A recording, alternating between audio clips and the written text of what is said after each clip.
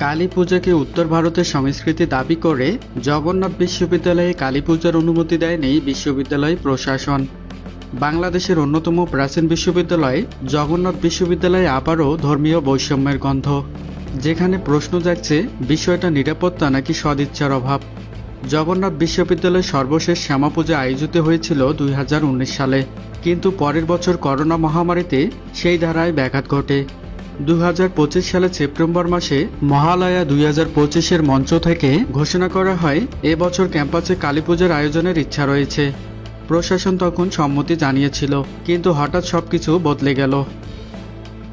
কালী পূজার জন্য আগ্রহী শিক্ষার্থীরা যখন প্রক্টরের কাছে অনুমতি চাইতে যান, তখন তারা শুনলেন এমন এক মন্তব্য যা হতবাক করেছে পুরো সনাতনী জাতিকে।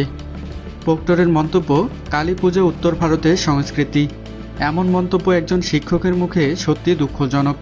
কালী পুজো তো বাংলার প্রাচীন ঐতিহ্য, এই মাটির সাথেই যার সম্পর্ক। দীপাবলি হোক বা কালী পূজা, এগুলো কোনো অঞ্চলের নয়, এগুলো সনাতনের চিরায়ত সংস্কৃতি। উপাচার্য মহোদয় বলেছেন, ক্যাম্পাসে নতুন করে কোনো পূজার সংস্কৃতি শুরু করতে দেওয়া হবে না, কিন্তু প্রশ্ন হলো পূজা উদযাপন করতে কি কারো অনুমতির বিষয়? এটা কোনো নতুন সংস্কৃতি নয়, এটা সনাতন ঐতিহ্যের অংশ, যা কেউ শুরু বা শেষ করার ক্ষমতা রাখে না।